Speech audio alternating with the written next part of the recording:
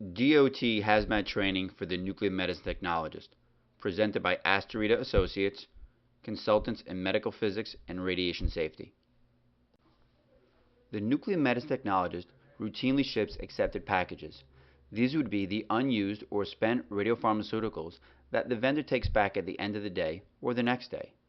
But sometimes the nuclear medicine tech may need to ship a Radioactive I or Radioactive II package. This would be a flood source, an unused therapy source, and other calibration sources. When these sources go back via aircraft, sometimes the nuclear medicine tech may need to sign the Shipper's Declaration for Dangerous Goods form. This is the candy-striped form that has to accompany the package. The training of the technologist must include a general awareness with the regulations. It also must include function-specific regulations. This means the technologist must be trained on how to handle the specific materials they're sending back. It does not have to include all hazardous materials. The training should also include safety and security awareness.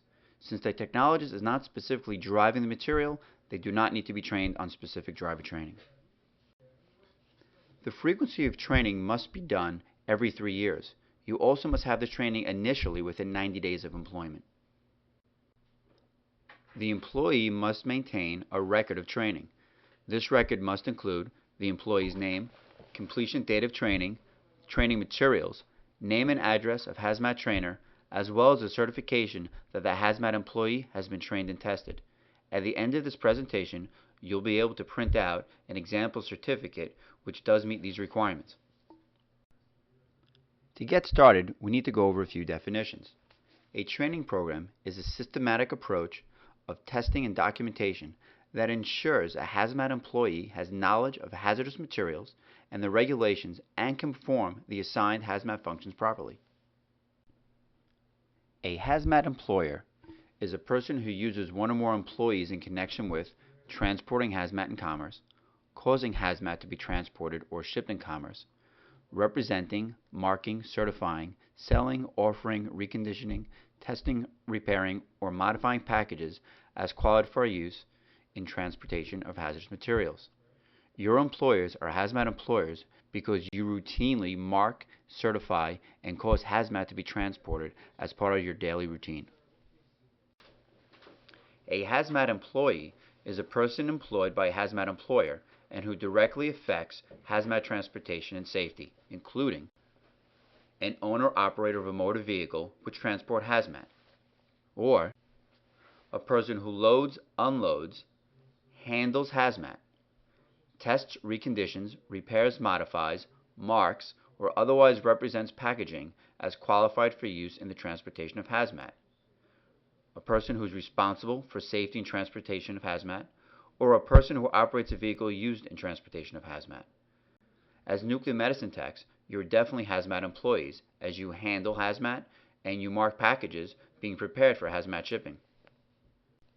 The pertinent regulations for shipping hazardous material come out of the Code of Federal Regulations, Title 49, Parts 106 through 107, as well as Parts 171 through 178. This code can easily be found on the web. There are 3 types of package the nuclear medicine tech may routinely ship.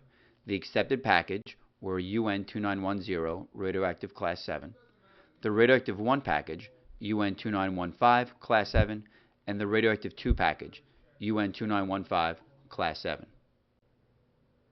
The accepted package is the most common type of package for the nuclear medicine technologist to ship. It is important to note that the surface exposure of this package must be less than 0.5 mR per hour. In addition, the contamination limit must be less than 6,600 dpm per 300 square centimeters. Furthermore, the contents inside the package must be less than the quantity specified in the table as follows. The accepted package limited quantity table is a table of derived values. They are derived from 49 CFR 173.435. If the radioisotope is in a normal or solid form, you use the A2 value of this table multiplied by 10 to the minus 3. For cobalt-57, the derived value is 270 millicuries. For cesium-137, the derived value is 16 millicuries. Gadolinium-153, the derived value is 240 millicuries. For cesium-131, the derived value is 810 millicuries. There are many isotopes listed on this table, and it's easy to go to this table and derive the value if you don't find the isotope listed here. It is also important to note that the 49 CFR table changes over time. For this lecture, we used the 2006 version. It's important to look for updates. When the radioisotope is in liquid form, the derived value changes. The liquid form derived value is the A2 column multiplied by 10 to the minus fourth. For technetium, the derived value is 11 millicuries. For thallium, 11 millicuries as well. Gallium 67, 8.1 millicuries. Iodine 123, 8.1 millicuries. Iodine 131, 1.9 millicuries. F18, 1.6 millicuries. If a package has more than one isotope in the package, the maximum quantity must default to the lower limit. For example, if you've got technetium and gallium in that same package, the total quantity cannot exceed 8.1 millicuries. When returning an accepted package, it is important to label the package properly. The package should be labeled with a sticker on two sides of the box. The sticker should say, "This package conforms to the conditions and limitations specified in 49 CFR 173.421 for radioactive material, accepted package, limited quantity of material, UN 2910. Below is an example of that sticker. It is also important to include in the package an emergency response form and a packing slip. When a radioactive package has a surface exposure of less than 0.5 mmR per hour on the surface and a contamination level of less than 6600 dpm per 300 square centimeters, but the activities inside the package exceed the limited quantity table, you must mark that package with the Radioactive I white label as shown below. The Radioactive I package must be labeled on two sides of the package. The label must include the contents as well as the activity of the package. The activity should be noted in units of becquerel. You must also include the packing slip and an appropriate emergency response form. An air bill may need to be completed. In addition, if you're shipping via air, you may need to have a dangerous goods declaration.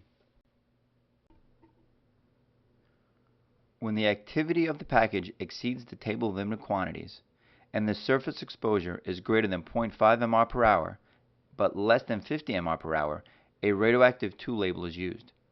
This Radioactive II label also introduces the term Transportation Index, or TI. This is the radiation exposure at 1 meter from the package. For a Radioactive II label, the Transportation Index must be less than 1 mmR per hour. In addition, the surface contamination of this package must be less than 6600 dpm per 300 square centimeters.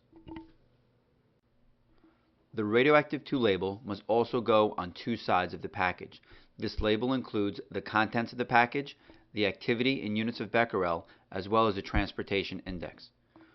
This package must also have an appropriate packing slip and emergency response form.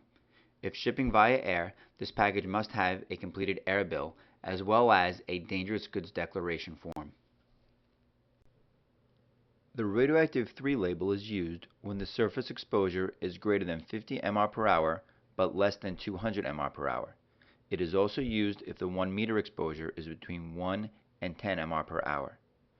In addition, the surface contamination must be less than 6600 dpm per 300 square centimeters. It is important to note that all labels must go on two sides of the container.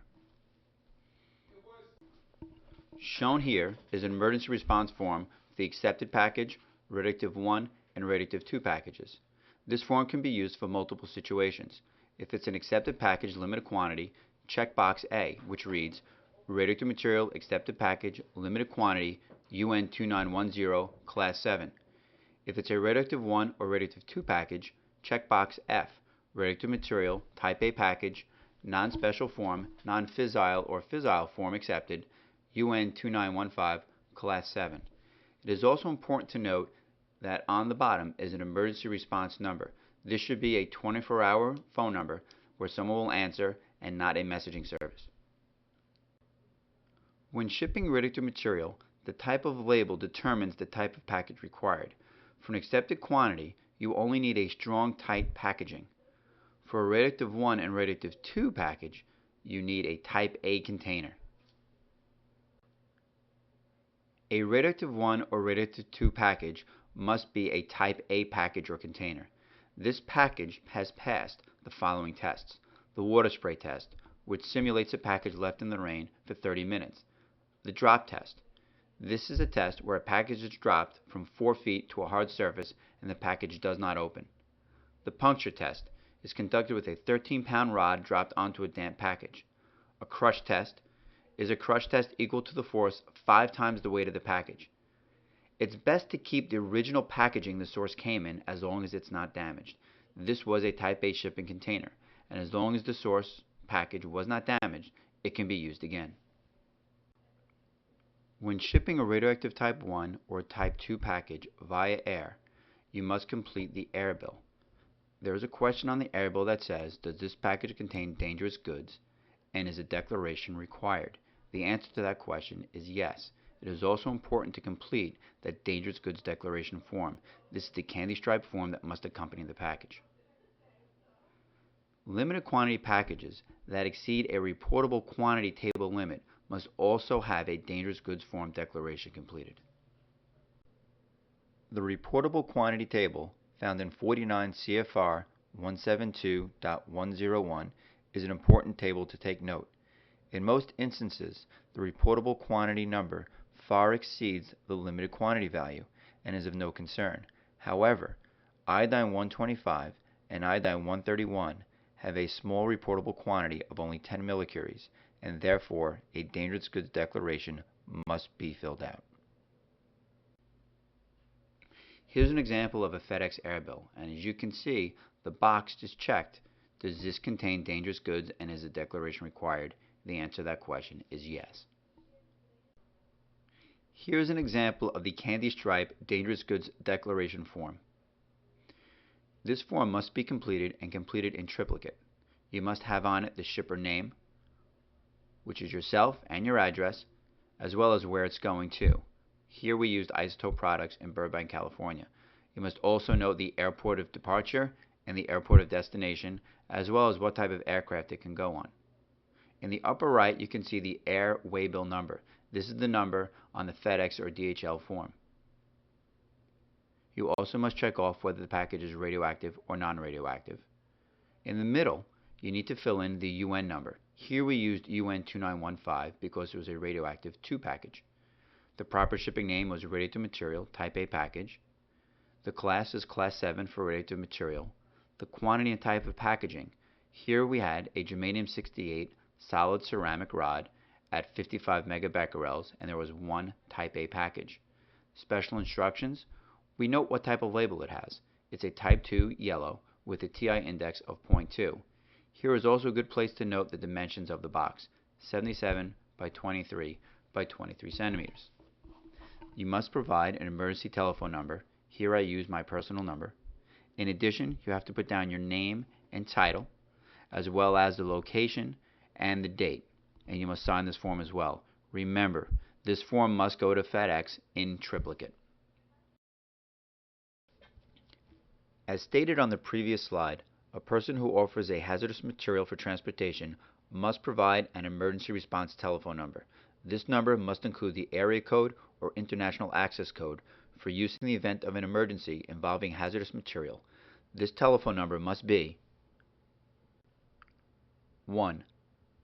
The telephone number must be monitored at all times the hazardous material is in transportation, including storage incidental to transportation.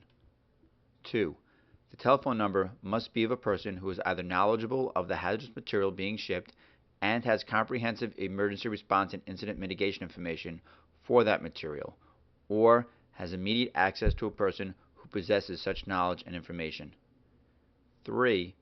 A telephone number that requires a callback, such as an answering service, answering machine, or beeper device, does not meet the requirements of paragraph A of this section. As stated previously, the emergency response phone number must be of a person capable of mitigating an emergency involving the transportation of the radioactive material. This information can be found through a variety of sources. One source is the emergency response information sheet that was included in the packaging of the material.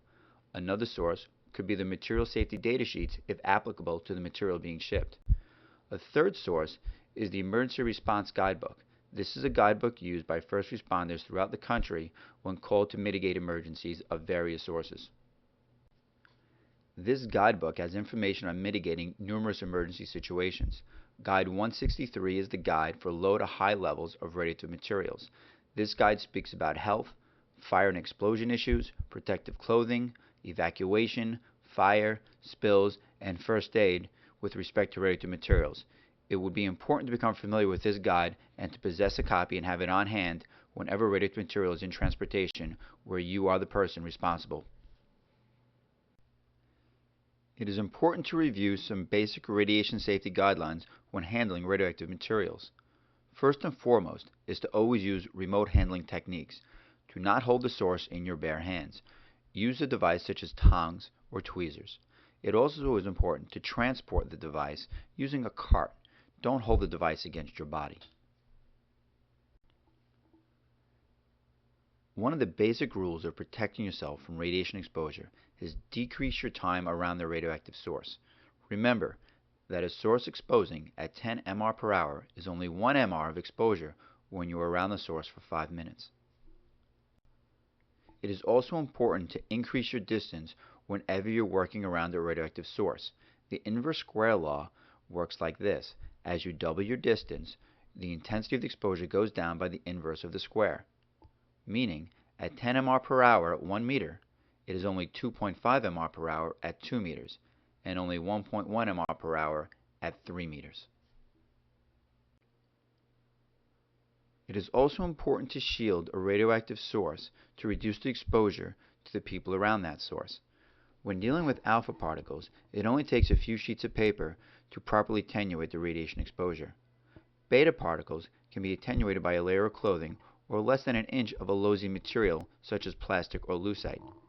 Gamma rays are attenuated by inches to feet of concrete or usually less than an inch of lead. When handling radioactive material or radioactive packages, it is extremely important to always wear gloves. This will reduce the possibility of contamination. It is important to secure all radioactive sources from unauthorized personnel. For example, do not leave a source left unattended on a loading dock while it's waiting to be picked up by the transportation company. We should secure these packages like we do every day with our patient doses. Keep them locked until they're ready to be shipped. The following are several frequently asked questions that the DOT has published in their publication DH M50-0029-0403. Who certifies that an instructor is qualified to train and test? Except for certain FAA requirements, the DOT does not review and approve training programs. The employer must determine a trainer's qualifications based on the employer's need. May a hazmat employer train and test themselves? Absolutely yes, providing the training requirements are met. If an outside source trains but does not test, must the employee be tested? Yes. It is the responsibility for the employer to train and test. Must the test be written? Absolutely not. The test may be written, verbal, or performance-based. Here are some examples of post-test suggestions. Identify the types of radioactive placards. Define the exposure limits for each placard. Define accepted package. Define transportation index. Complete a FedEx air bill. Complete a dangerous goods declaration. Now that we've finished with the presentation, let's have the test. Please feel free to use the table provided for the limited quantity derived value and reportable quantity limits. What are the exposure limits for a Type II radioactive package? A Type II radioactive package must be between 0.5 and 50 mR per hour surface exposure, must be less than or equal to 1 mR per hour at 1 meter, and the contamination limits must be less than 6,600 dpm per 300 square centimeters. 2. What type of label is required for 15 millicuries of technetium-99m liquid with a package surface exposure of 0.3 mR per hour? This package would require a radioactive Type I label. That's because it exceeds the limited quantity value.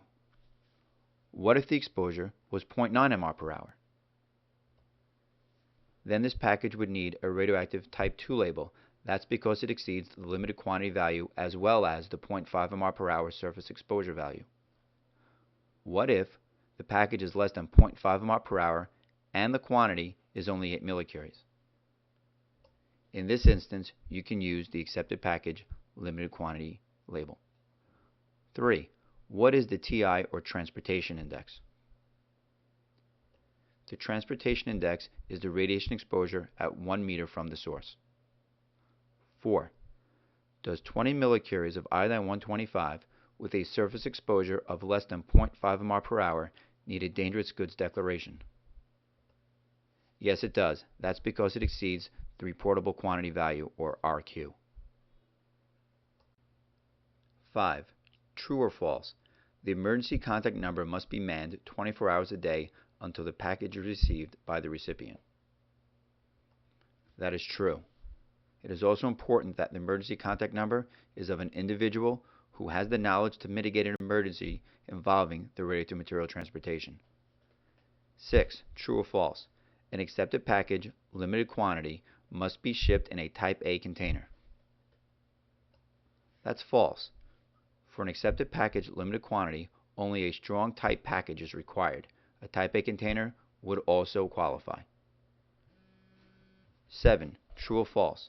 A package may be left unattended on a loading dock, provided the carrier has been notified and is en route. That's false. A radioactive package must be secured at all times. True or false? A GM or a Geiger meter is an appropriate device for determining surface exposure and transportation index. That's false. The best device to use is an ion chamber. At the close of this presentation, you will be able to print out a certificate of completion. This is a self-certification that you have reviewed the entire narrated PowerPoint presentation with the review questions. In addition, we urge that you review your performance of these tasks. You will also receive an accepted package limited quantity derived value and RQ value table for common isotopes nuclear medicine technologists routinely ship. Thank you for viewing this presentation, and remember, you must repeat this training every 3 years.